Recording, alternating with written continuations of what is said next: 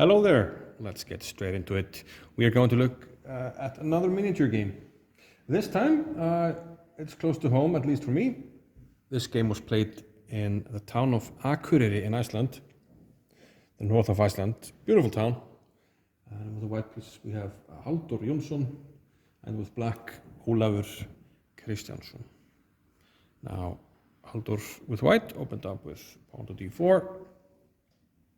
And we got the King's Indian defense here with g6. Now I played against Ólafur myself, and he always plays the King's Indian. And the first time we played, he gave me a lesson in a variation in the French defense, but that's a different story. We're going to look at his game all the way back from 1962. Pawn to d6.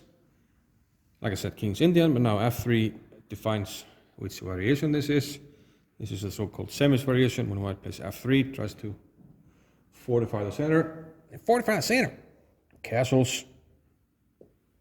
And white played bishop to e3. Everything more or less according to plan. c6, queen d2. This is usually played to play the bishop to h6, maybe start an attack in conjunction with that to play h4. But white takes a bit of time to get going on the king side in this game, and that turns out to be his undoing. So far, everything is more or less normal, knight to d7. But somewhere around here, d5 might be okay. Black took and takes. But at some point, white has to get going here on the king side, and he kind of fails to do that. So after takes, black plays a6, white castle queenside, and b5. So we see now that black is starting some active operations on the queen side. The pawn can be pushed. As you can see, the knight can come to b6 and c4. That's indeed what happens. White plays king b1, still not getting going on the king side, so black is getting all the time in the world here, plays knight to b6. And still white is defending, not getting on the king side, plays knight to c1. And now b4, taking the knight. So what to do? Of course we can't go here, it's covered by the knight, and this is rather passive. Sad to play the knight to e2, c1, and then the other knight back to e2. Still blocking the bishop, and the king side hasn't gotten going yet. So white actually took the bishop here on, took the knight here b6 with his bishop. But this is generally a strategic mistake to give up this dark squared bishop. What's actually worse is that black now flicked in the move pawn takes c3. Capturing a knight, so material is equal, and if white now takes the pawn, black will take the bishop with his queen, and black will be up a piece. And at this level, being up a piece is, well, it's more than enough for winning.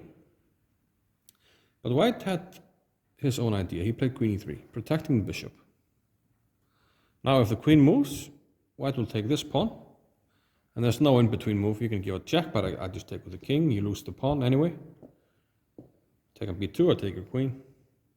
So it looks like white actually might be winning a pawn here, and this must have been his idea. But fantastic move by black here, rook to b8. What on earth is this? He's giving up the queen. And white kind of doesn't have a choice. You can either take the queen or lose a piece. What are you going to do? You can't retreat with the knight, with the bishop anywhere. So he took the queen. And now rook takes b2. So he gave up the queen for a check. Anything else? It doesn't look like much. There's one rook here. There's not another piece attacking. Is this enough? There's no bishop. Diagonal is closed. There's only this pawn, but what can the pawn do? Well, the pawn is the winner. c2.